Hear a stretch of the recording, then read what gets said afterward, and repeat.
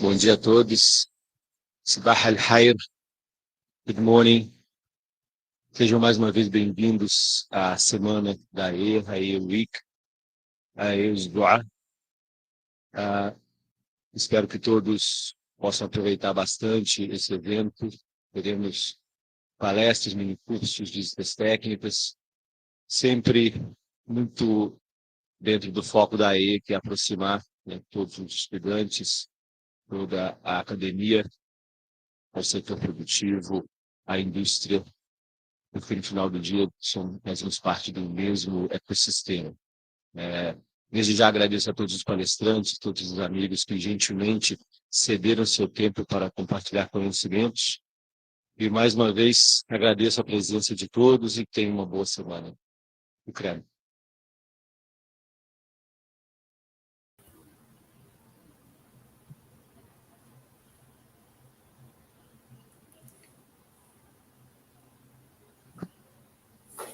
Senhor Arthur. Opa, Ângelo, tudo bom? Bom dia a todos aí presentes. É um prazer estar aqui, né? Agradeço o convite por poder falar um pouquinho sobre eficiência energética aí para vocês e fico à disposição aí. Bom, desde já agradeço a presença. O Arthur, já nos conhecemos há alguns anos, um cara que realmente faz diferença no setor elétrico brasileiro. E eu tenho certeza que será bastante produtiva a palestra dele. Arthur, fique à vontade. Mais uma vez, muito obrigado. Eu que agradeço aí. Vamos lá, gente. A hora que liberar aí, a gente vai. Pessoal, não sei quem vai botar aí a apresentação ou não, né? Se puder me dar um toquezinho aí, porque agora eu só estou me vendo aqui. Eu não sei se já está rolando ou não a apresentação.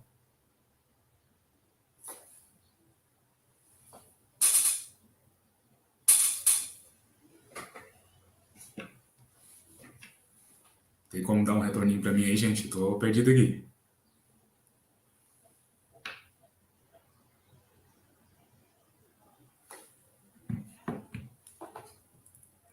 Pronto. Agora apareceu para mim. Vamos lá, gente. Pessoal, bom dia a todos aí. Né? Como eu falei, é um prazer estar hoje aqui conversando com vocês sobre eficiência energética. Então, a ideia hoje aqui é apresentar um pouquinho sobre as políticas nacionais e internacionais nessa área. Tá? Deixa eu ver se passou aqui. Vamos lá. Fazendo uma apresentação breve, então, né? Meu nome é Arthur Rangel, eu sou formado em Engenharia de Produção Elétrica na UFSC, Universidade Federal de Santa Catarina.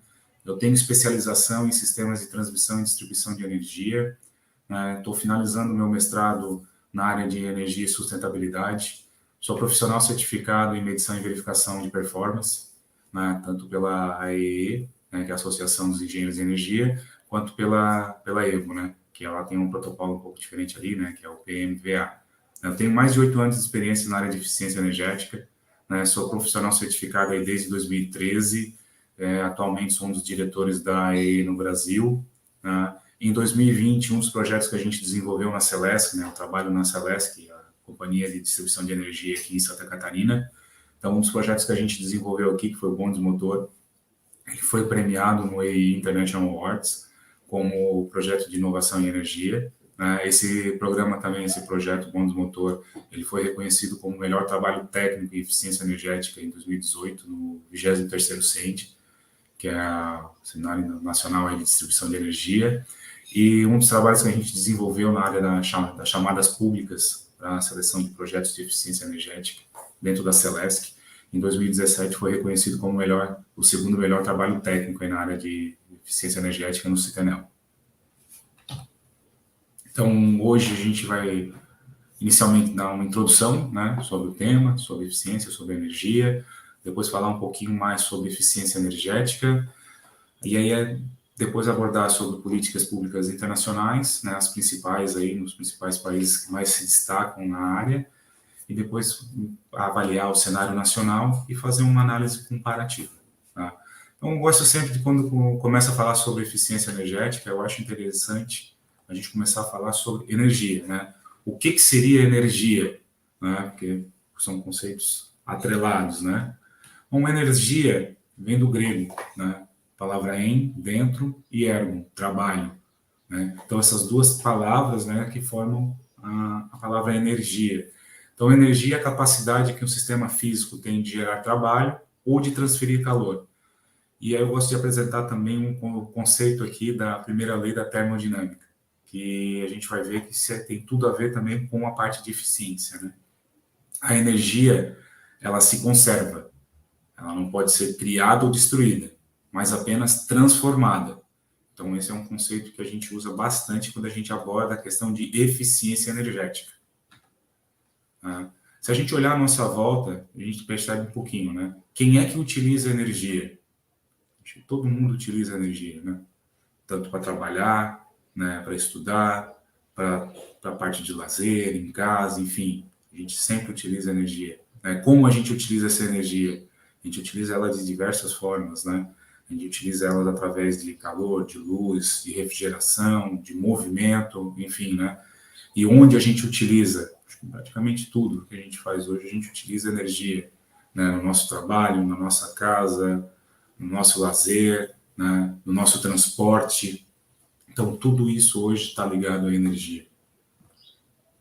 Não tem como negar, gente. A nossa sociedade ela está cada vez mais atrelada à energia. A gente precisa de cada vez mais energia para funcionar, né? Para se desenvolver. Tá? Essa busca incessante por energia é a fonte que impulsiona toda a nossa evolução. E se a gente buscar lá atrás, lá no começo, foi um start bem significativo, é a descoberta como fogo, né? Então, quando a humanidade descobriu como gerar, como controlar o fogo, né, descobriu os benefícios desse calor, né, foi um grande impulsionador na nossa cadeia evolutiva. E a gente tem vários legados em relação a isso.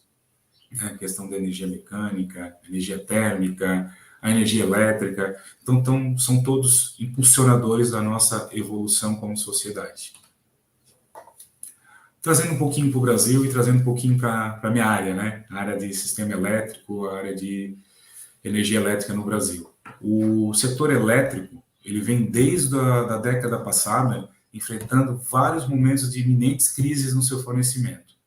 Né? A gente pegar o histórico nosso, a partir de meados ali de 2010, 2011, a gente vem sempre escutando sobre isso, o risco do apagão, né? Aquele fantasma do apagão de 2001, enfim, as crises hídricas, a dificuldade de geração de energia através das hidrelétricas. Então, isso sempre vem tendo um peso cada vez maior para a gente. Né?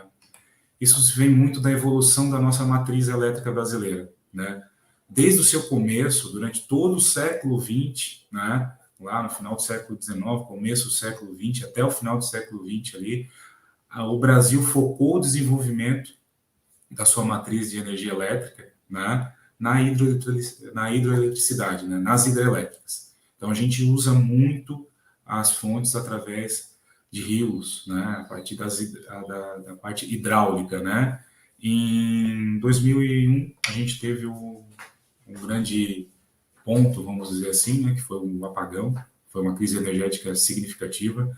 A gente teve que fazer um racionamento de energia elétrica no Brasil.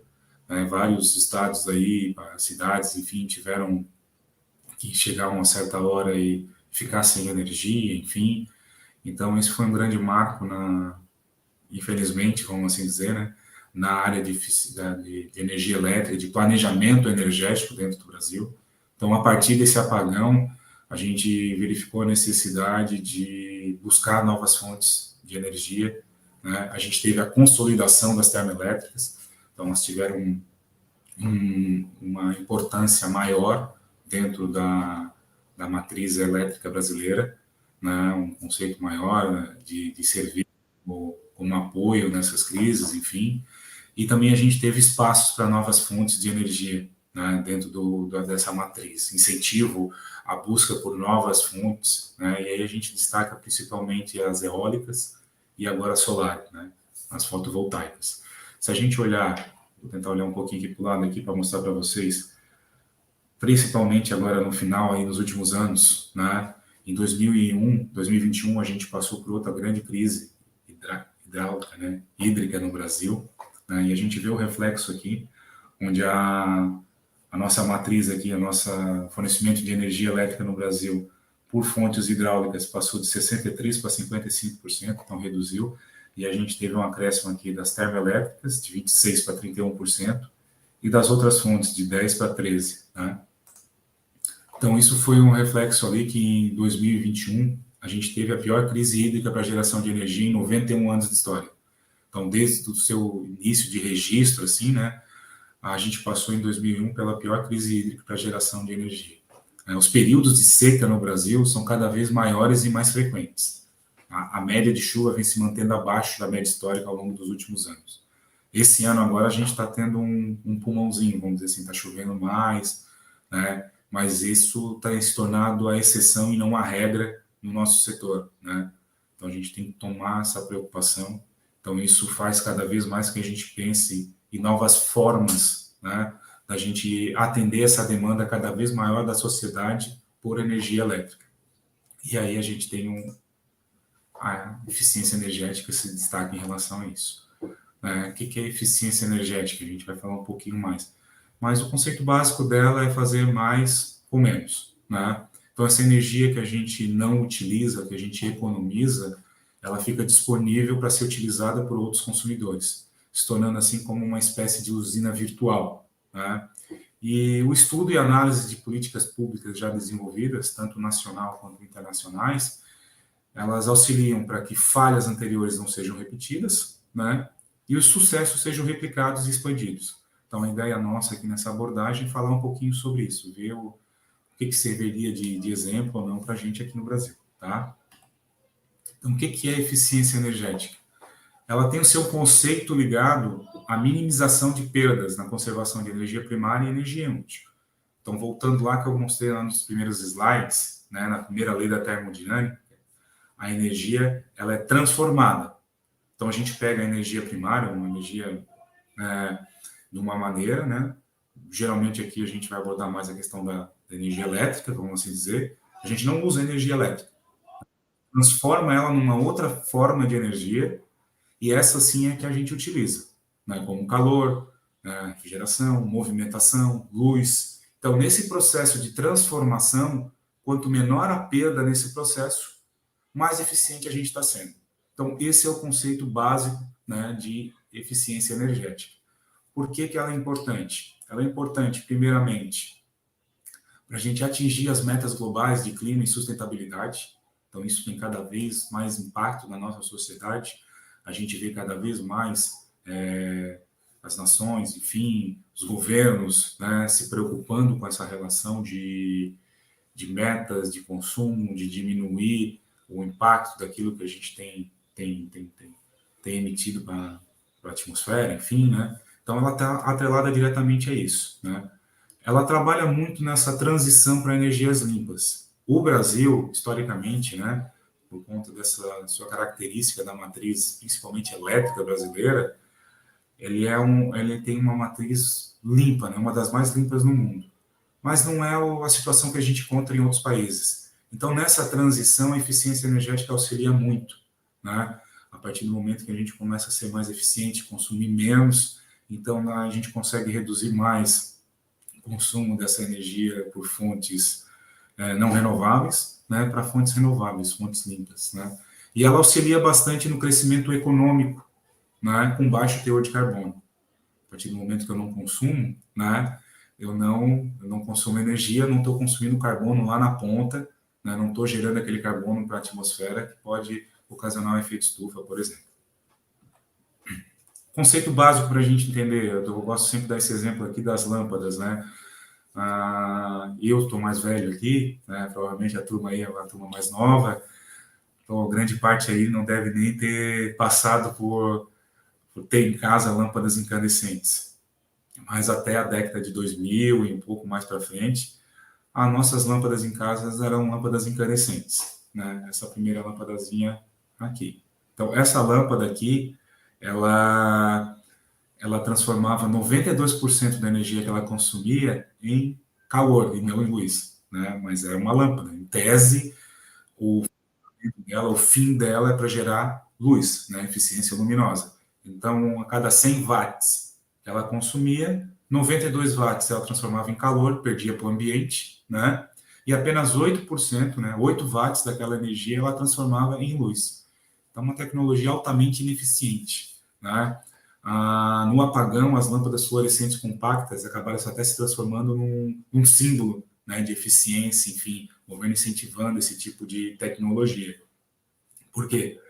Ela transforma 32% do que consome em luz. Então, ela é muito mais eficiente que a lâmpada incandescente, né?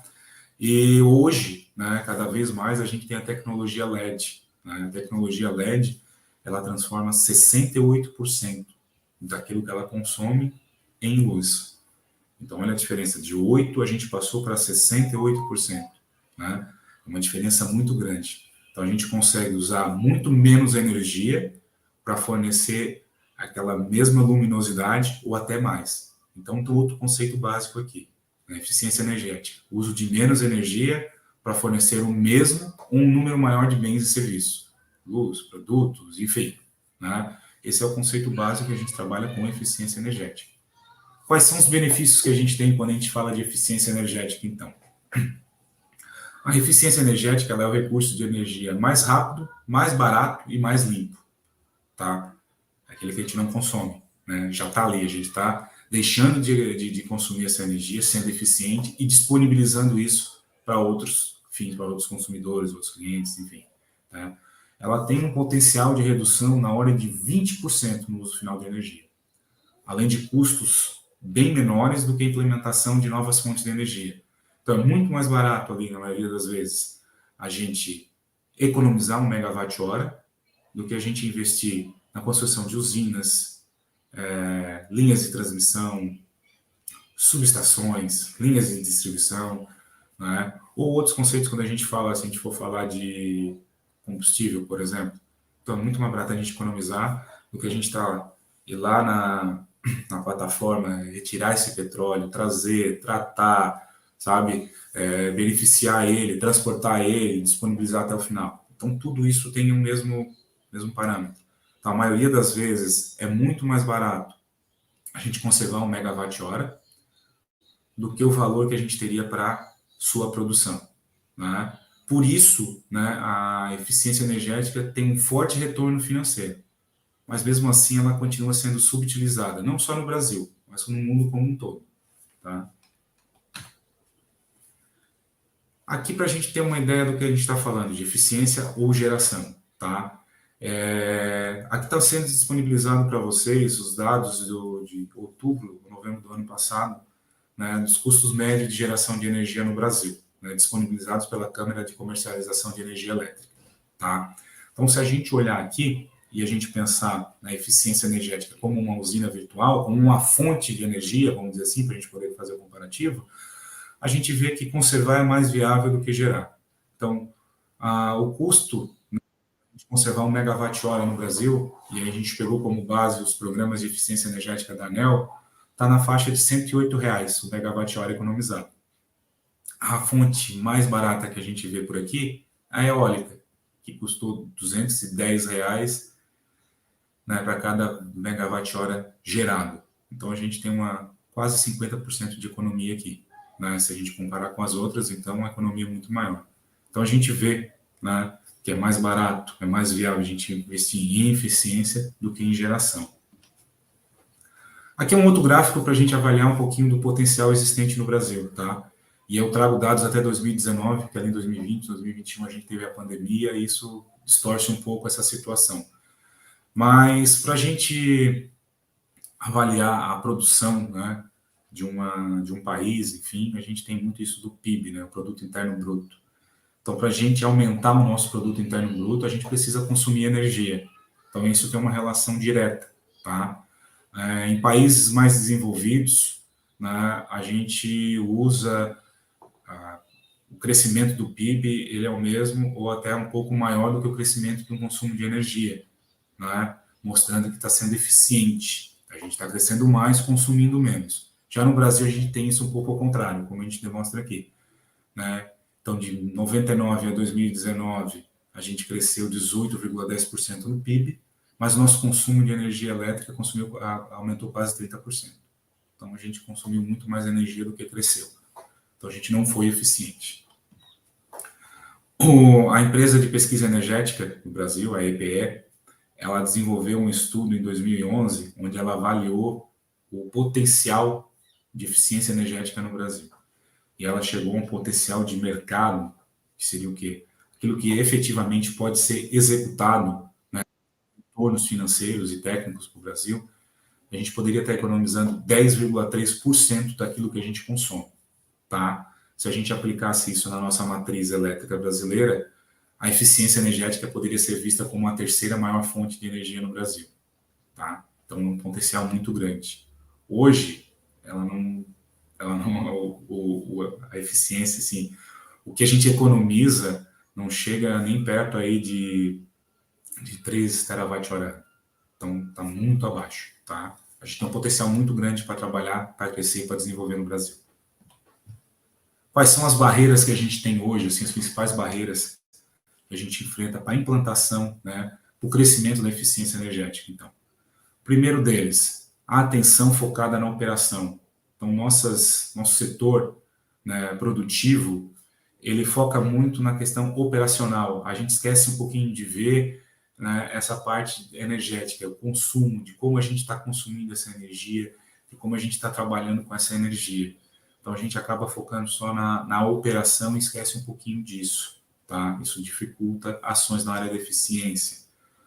O segundo ponto é o desconhecimento sobre novas tecnologias. Então, como é também atrelado primeiro, muito foco na operação, a gente esquece de avaliar um pouquinho. Pô, será que não tem equipamentos que consomem menos energia? Equipamentos que vão me produzir mais, consumindo menos? Pô, será que se eu trocar alguma coisa aqui na minha fábrica, se eu automatizar algum tipo de processo, isso não vai me trazer um retorno? Então, a gente tem essa dificuldade também, né? Isso é atrelado muito ao terceiro ponto que a gente traz aqui, que é a falta de capacitação técnica dos profissionais, né? Então, isso é um ponto legal para esse público que a gente está tendo hoje, principalmente, né? Universitários. Eu falo muito um pouco da minha formação, né? Eu não vi nada sobre eficiência energética enquanto eu sou técnico em eletrônica e sou engenheiro, né, formado. Então, em nenhum desses cursos eu ouvi falar sobre eficiência energética. Eu fui ouvir falar sobre eficiência energética quando eu entrei na Celesc, né? Me formei em 2007. Entrei na Celesc em 2012, que entrei na área da eficiência, né? Desenvolvendo projetos nessa área. Então, foi onde eu tive o maior contato, conceitos, enfim. E aí a gente vê que tem essa dificuldade muito grande. É muito legal a gente ter ações como essa do capítulo estudantil aí do Cefet de Minas Gerais, né? Que trabalha com essa coisa de energia, traz esses conceitos de eficiência energética.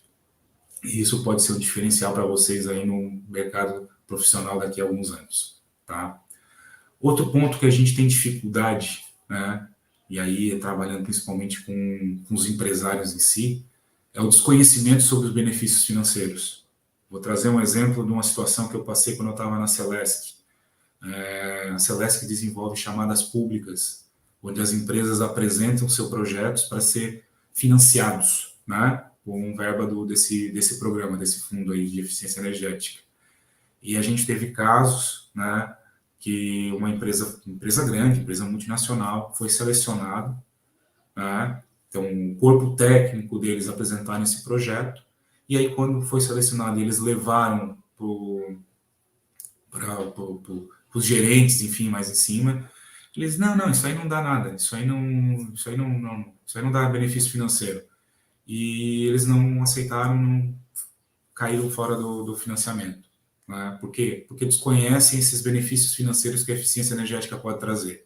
Não só direto, né, baixando o consumo de eficiência da energia, mas muitas vezes na automação do teu processo, tu melhora a tua produtividade, tu melhora a qualidade do teu produto, tu agrega outras situações, né? Trabalha também com essa questão de sustentabilidade, né? Então isso tudo pode trazer outros ganhos, né, para a empresa, né?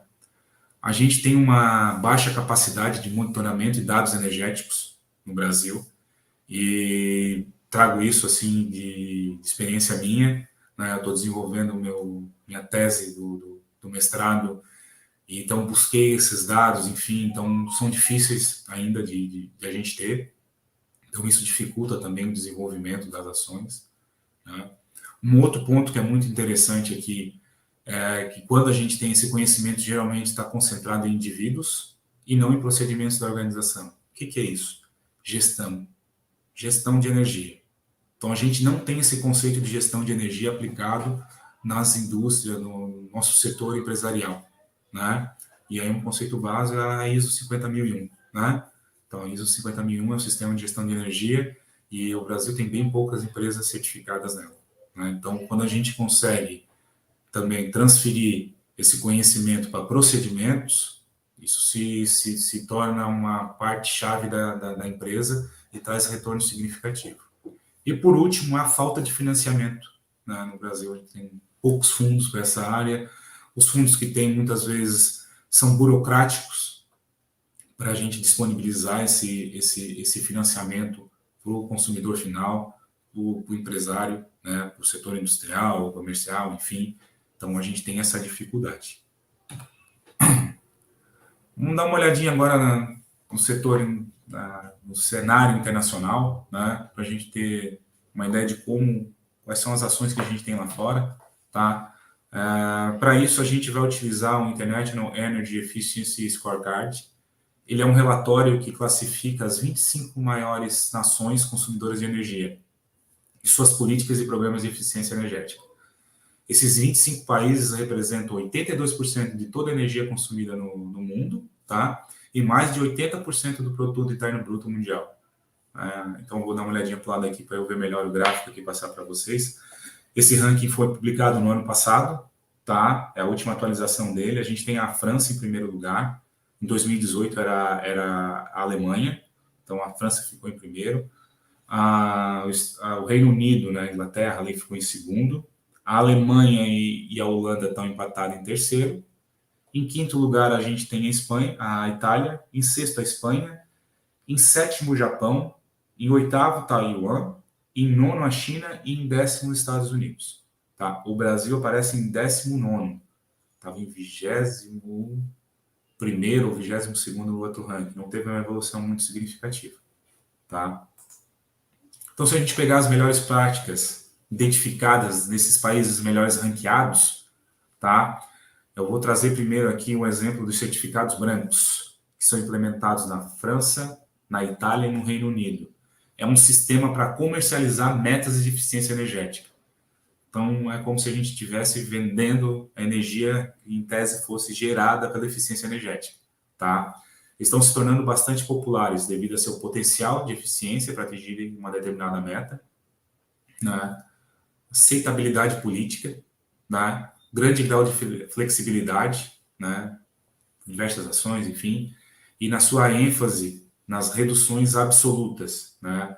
Em redução de consumo e redução de demanda, tá? Então, tem cada vez mais destaque os certificados brancos.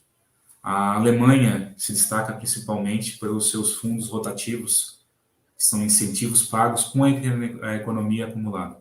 Então, incentivos para a utilização de ações de equipamentos mais eficientes, que são pagos com a economia que a gente tem da aplicação já dessa tecnologia, né? E aí tem esse fundo aqui que eu vou dizer só a sigla, que eu não sei falar em alemão, que é o KfW aqui. Ele é um fundo criado pelo governo com parceria com bancos privados, que consegue fornecer condições vantajosas e menos burocráticas, tá? Para empréstimos para ações, para implementação de ações de eficiência energética. Então, isso fomenta cada vez mais as ações de eficiência energética na Alemanha. A China se destaca bastante, né? A China é o principal consumidor de energia no Brasil, no mundo, né? Desculpa. O telefone tocou aqui, deixa eu botar de lado. Então, a China focou muito no setor industrial, né? Para desenvolver essa parte da eficiência energética, né?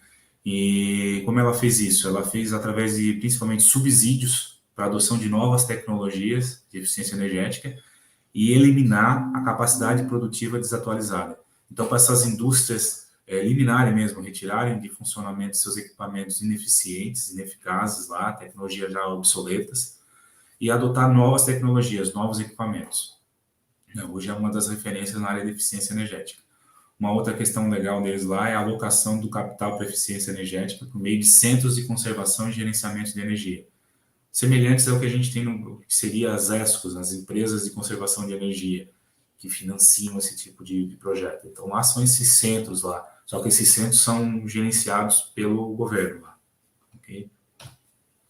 Os Estados Unidos é o que possui um planejamento a longo prazo há mais tempo, né? O planejamento energético deles a longo prazo para a eficiência energética já vem há muitos anos, né? Eles consideram a eficiência energética, né, dentro do seu planejamento energético já há muito tempo.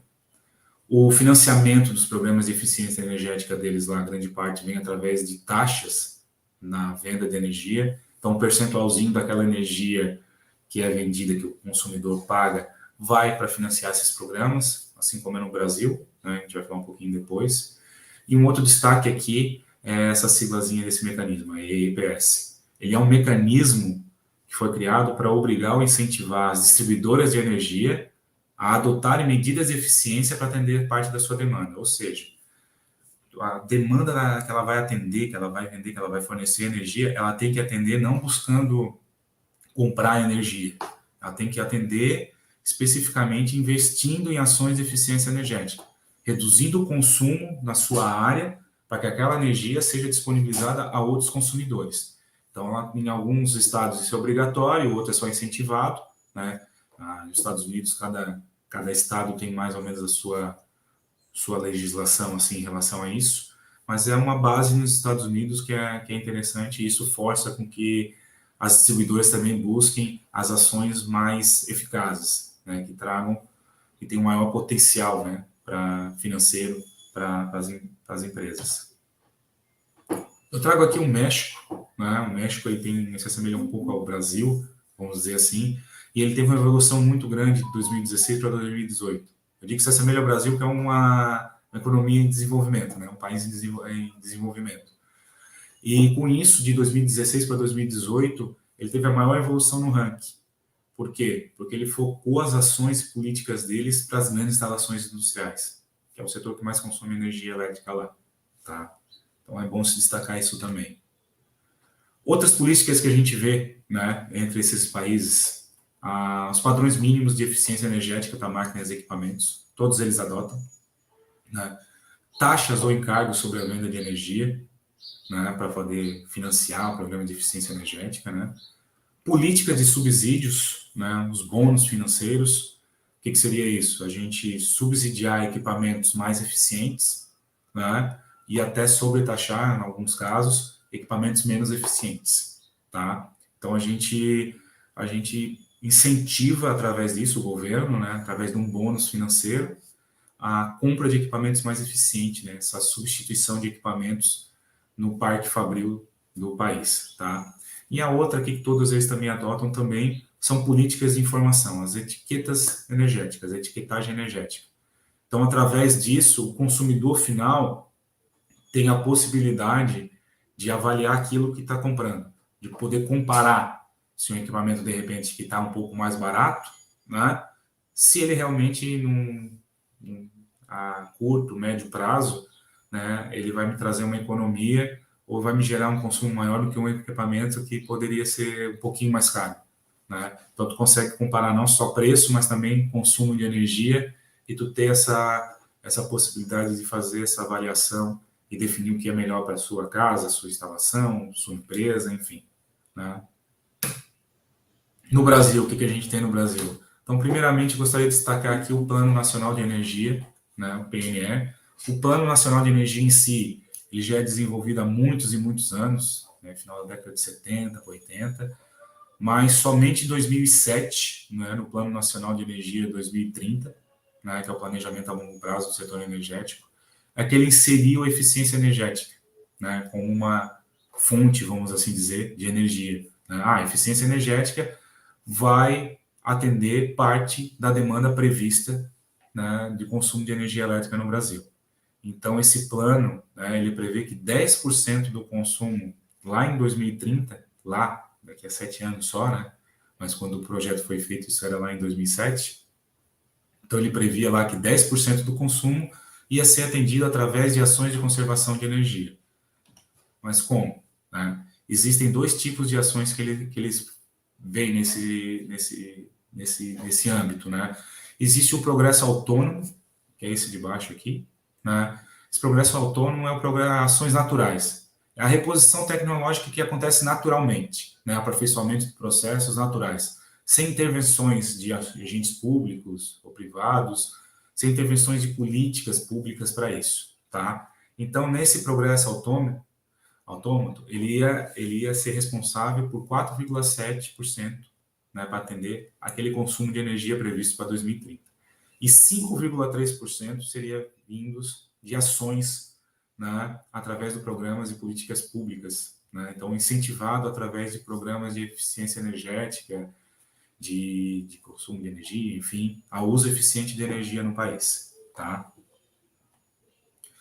Outro fruto desse plano nacional foi o Plano Nacional de Eficiência Energética, que foi publicado em 2011.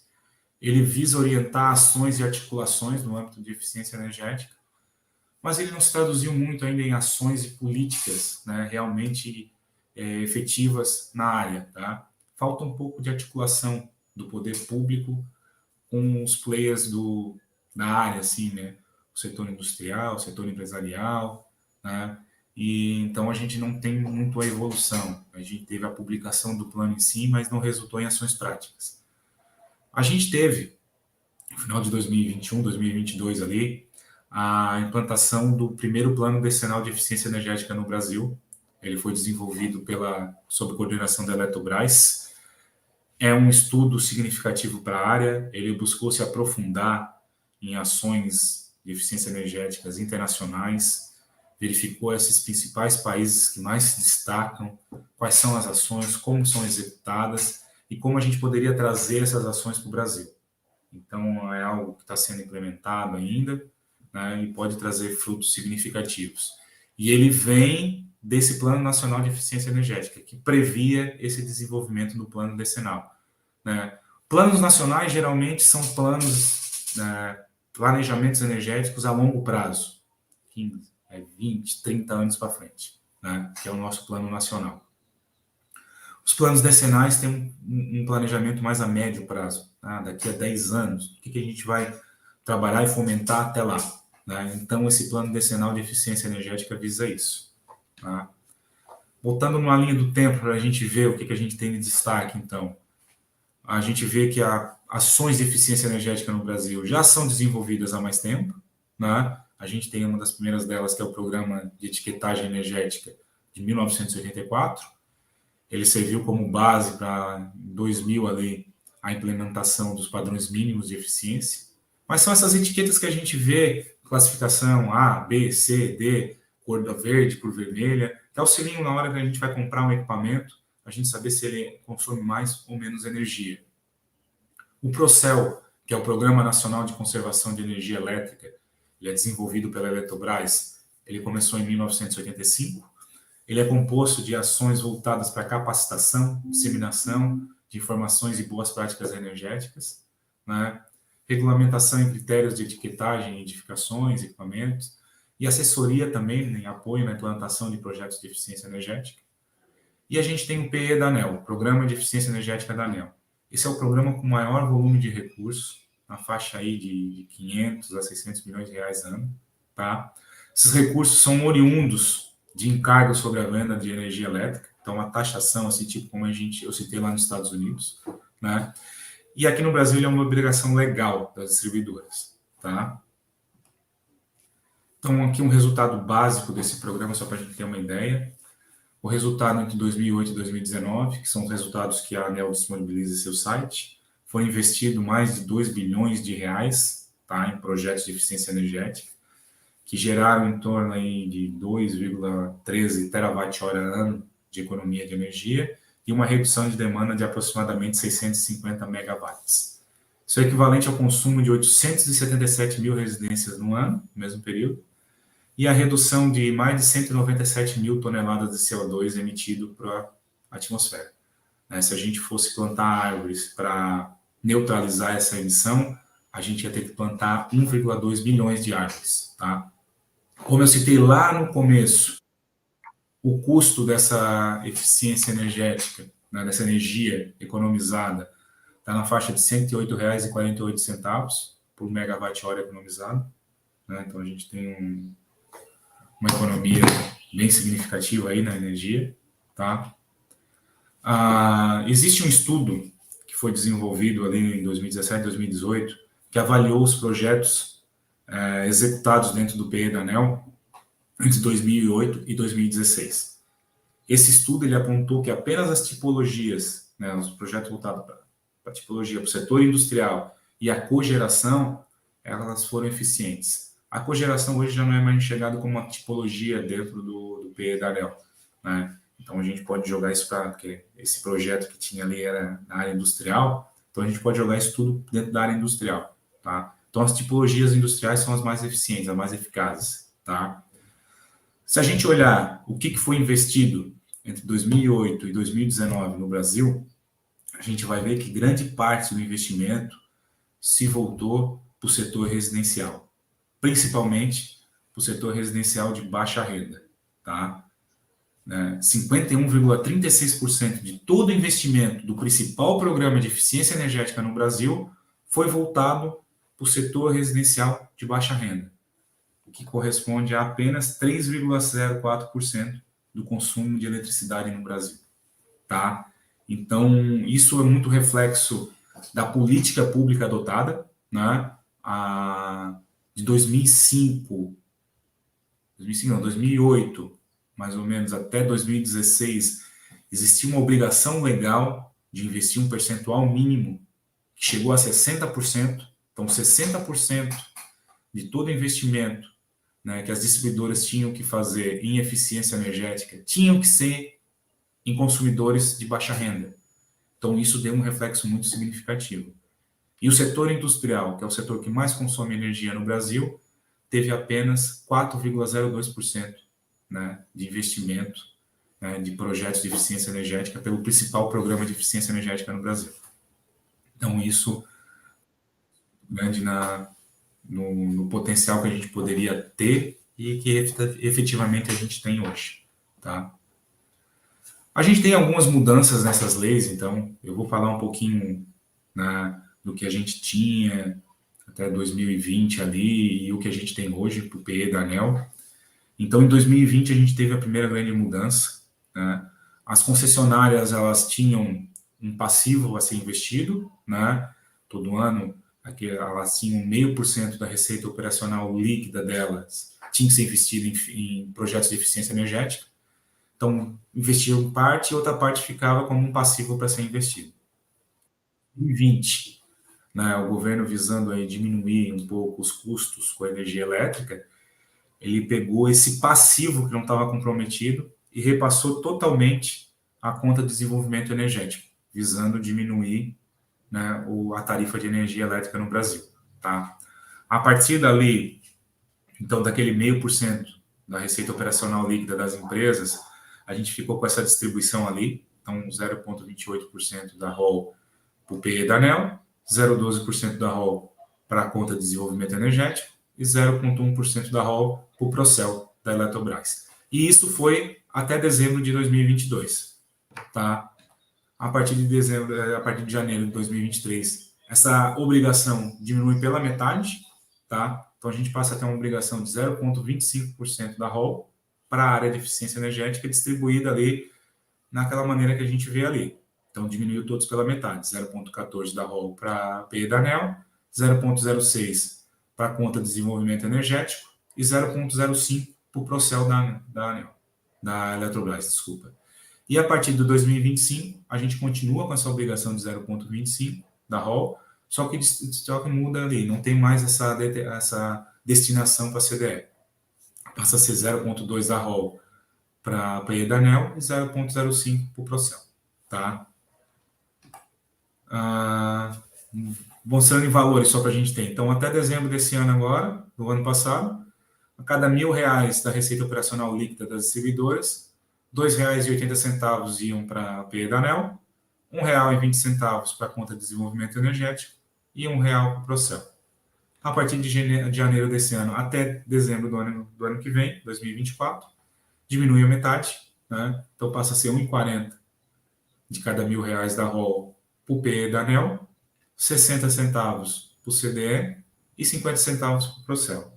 E a partir de janeiro de 2025, se não tiver mais alterações na legislação, né, vão ficar a cada R$ 1.000, R$ 2 para o PE da ANEEL e 50 centavos para o Procel. Tá? A gente tem alguns projetos, enfim, em andamento que buscam alterar essa distribuição novamente, né?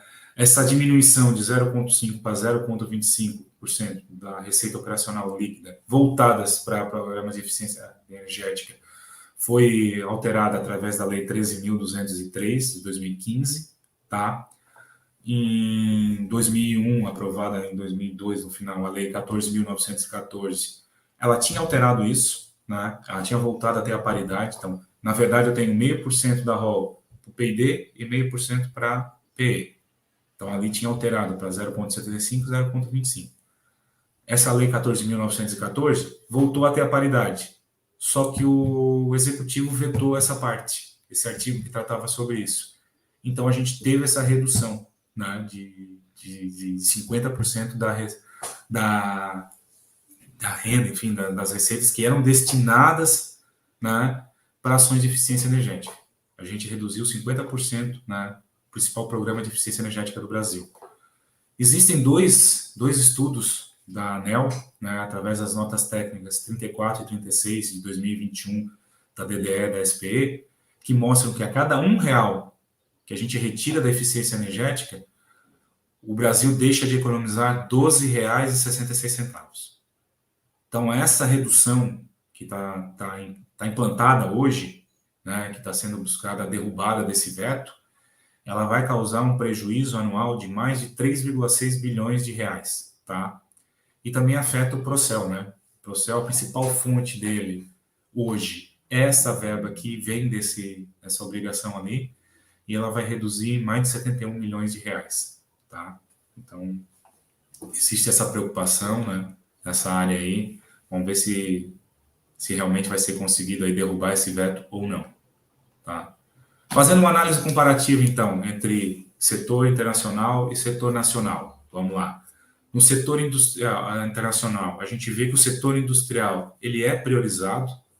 Temos várias ações voltadas especificamente para esse setor, né? Existem articulações e coordenações entre diferentes programas, órgãos governamentais e empresas, que fazem com que as ações voltadas para a eficiência energética tenham efetividade, tá? A gente tem subsídios e financiamentos com juros mais baixos e com menos burocracia para projetos de eficiência energética. E a gente tem mecanismos já implementados, trazendo resultados para comercialização das metas da redução de energia, né, que são os certificados brancos.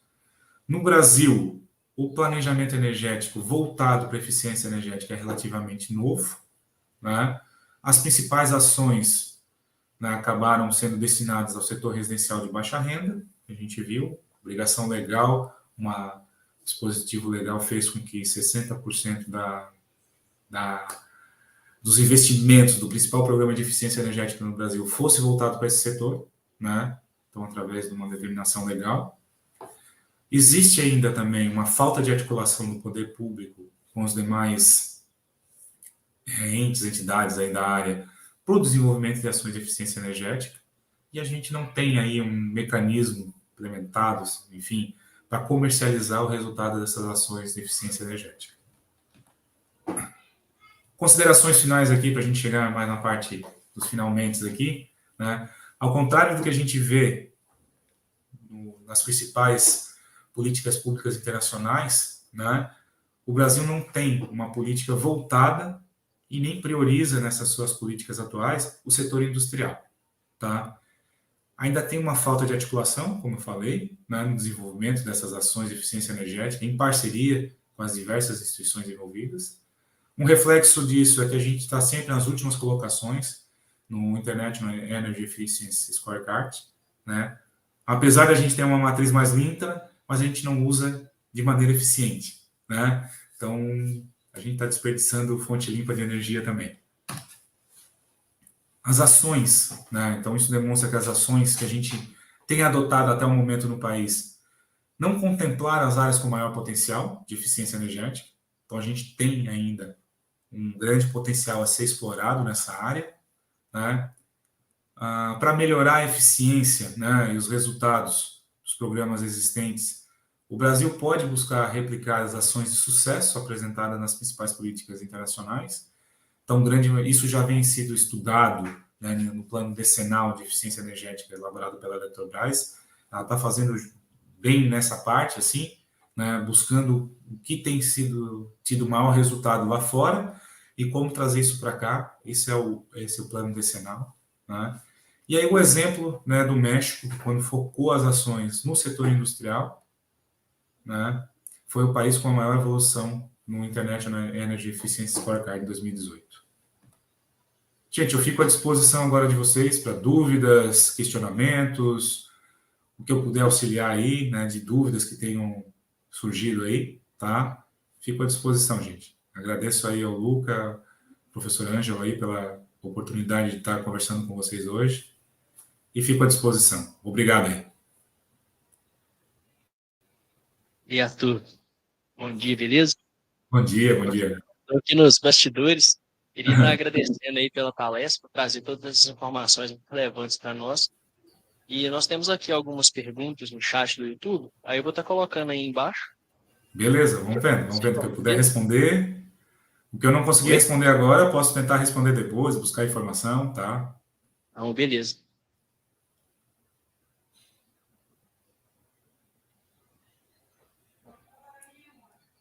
Como fica a questão da eletromobilidade à luz da eficiência energética? Eu tenho uma questão, assim, sobre essa questão da eletromobilidade, tá? Eu acho que a gente tem outras fontes energéticas mais eficientes do que a eletricidade no Brasil. Seria o álcool, né, por exemplo. Ele gera menos impacto, vamos assim dizer, né? É uma tecnologia altamente eficiente, eu acho que tinha que ser também incentivada. Mas, enfim, a gente pensando na questão da eletromobilidade, é uma demanda ainda maior a se acrescentar, né, no que se precisa ser atendido, né?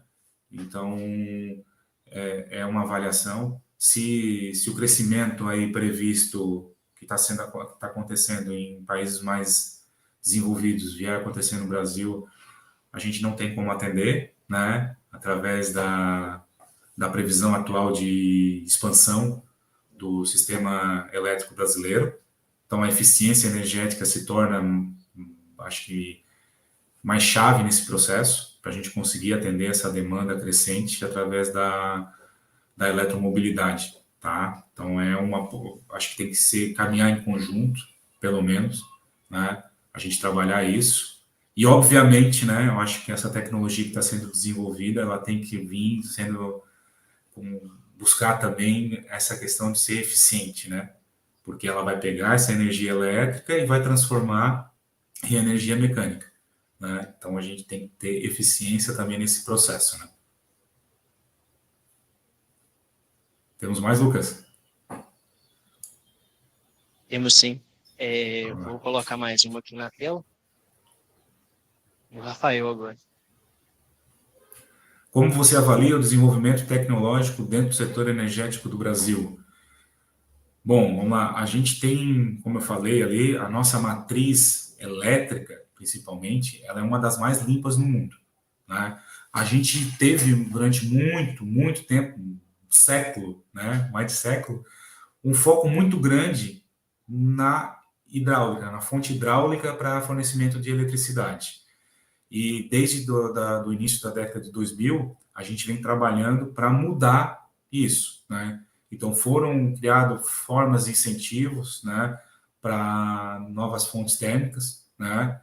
Que também a gente precisa da térmica, a gente não pode achar que a térmica ela não é benéfica, ela tem seus benefícios e a gente tem que estudar e melhorar cada vez mais essa parte, né? Mas também a eólica, né, a solar, e a gente vem engatinhando ainda outros tipos de fontes no Brasil, né? Geotermal, aquelas que a gente desenvolve através das marés, enfim, então bem pouca coisa, mas a gente já vê alguma coisa nesse sentido, né? Acredito eu que a gente tem que trabalhar ainda mais no desenvolvimento dessas outras tecnologias, no armazenamento de energia, visto que a gente está trabalhando, tem muito desenvolvimento de fontes intermitentes, né, como a eólica e a fotovoltaica, elas são intermitentes, então a gente precisa ter em conjunto ou fontes que tenham características de funcionar como bateria, né, que seria um caso das hidrelétricas, que a gente usa agora fugiu as barragens, né, os reservatórios, né, como uma fonte de armazenamento de energia, as térmicas, que o combustível em si que a gente usa para queimar funciona como uma forma de armazenamento, né, e a gente tem que trabalhar em outras fontes em relação a isso, né, outras tecnologias de armazenamento, para a gente poder trabalhar em conjunto com as eólicas e as fotovoltaicas e utilizar ainda mais o potencial dessa área. Isso, mais alguma coisa aí? Vamos lá. Beleza. Aqui no chat do YouTube nós não temos mais, não, mas eu tenho uma pergunta para você. Opa! Eu queria, até anotei aqui, qual que é o impacto da 9991/00 para o setor da eficiência energética? A 9.991, a lei lá de 2000, né? Você está falando. A lei que implementou aí essa questão do Programa de Eficiência Energética da ANEEL, é isso? Isso, aquela questão que eles aumentaram o percentual do investimento em P&D e diminuíram o investimento. Na verdade, é isso que eu estou dizendo. A 9.991 foi a que implementou essa obrigação legal.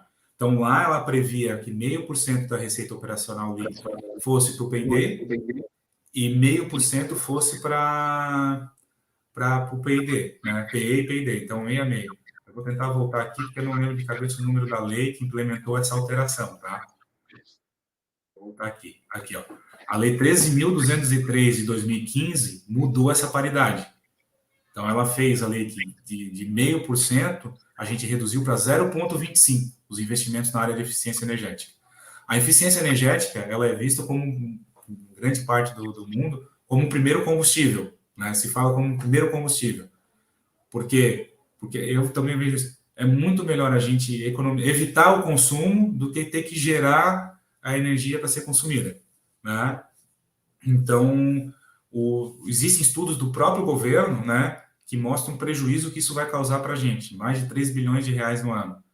Então, a gente tem avaliações aí que vê o potencial de eficiência energética, né, o potencial que ela poderia atender a demanda atual no Brasil, e aí a gente vai na contramão disso, né? A gente vê que é mais barato conservar do que expandir o sistema, do que gerar energia, e aí a gente pega o principal programa, né, a principal fonte de investimento no Brasil da área de eficiência, de ações de eficiência energética, e reduz pela metade, né? Então é um contrassenso, né?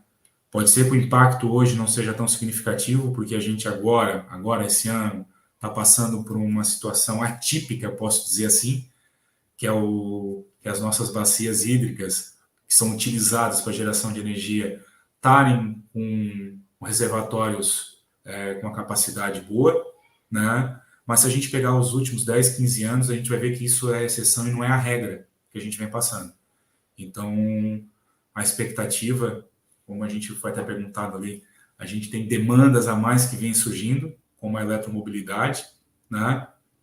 Que vai fazer com que a gente precise fornecer cada vez mais energia elétrica, e a gente acaba trabalhando reduzindo uma forma de atender essa energia, né? Então é bem complicado, né? O cenário tem que se trabalhar das instituições na área e tem trabalhado para derrubar esse veto, né? Para a gente voltar a ter 0,5% da ROL investido, né? Mas a princípio hoje o cenário que se desenha é esse, né? É essa redução pela metade, e estudos aí da própria ANEEL mostrando que isso vai representar um prejuízo de mais de 3 bilhões para a sociedade.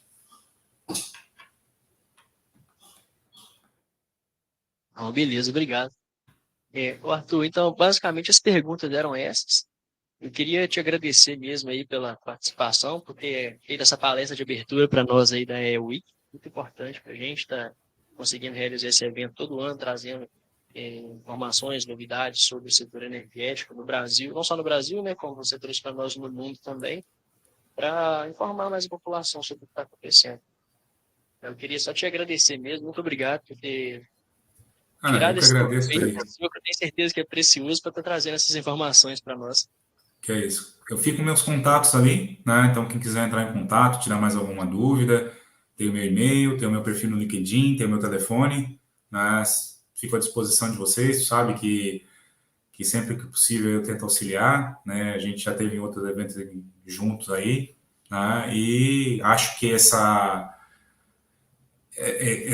tipo de ação que aí da Cefet Minas Gerais está desenvolvendo é interessante, né? Trazer isso para o acadêmico, né?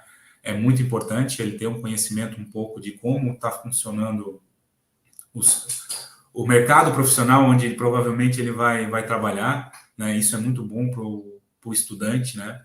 Para ele estar enxergando possibilidades, né? E é uma ação louvável de vocês, né? Sucesso aí para vocês, né? Tomara aí que você que tem mais palestras, mais ações aí, né? Recomendo a todos que estão assistindo aí que continuem, né? Que acompanhem, que participem.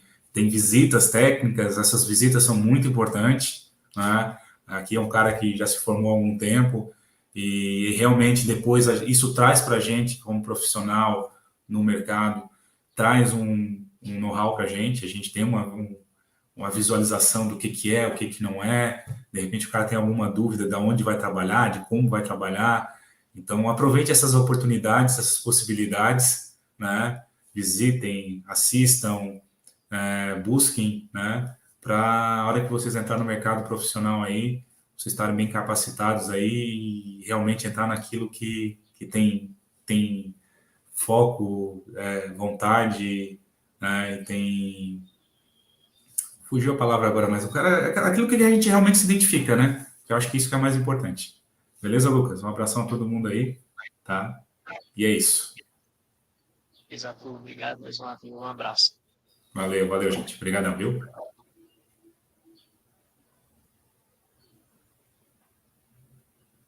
Bom, só para finalizar, pessoal, só agradecer aí aos nossos patrocinadores do evento, né, que seria a EE mesmo, está proporcionando a gente a oportunidade de fazer parte do capítulo, a HBI Financeira, que está ajudando a gente aí com o evento também, e ao Cefet, né, que apertou para a gente aí o auditório para poder estar realizando o evento. Vou colocar aqui na tela só o QR Code da palestra, para quem quiser receber o certificado, participou, pode estar escaneando aí com o telefone e ao final do evento, na semana que vem, nós estaremos encaminhando os certificados. Vou deixar aí um tempinho. Queria agradecer a presença de todos no mais e um abraço a todos. Até a próxima. Hoje à tarde tem mini curso de instalações elétricas. Amanhã nós temos mais 2 palestras. Temos mais mini cursos durante a semana toda. Então, quem tiver interesse pode estar entrando no nosso Instagram aí e se inscrevendo.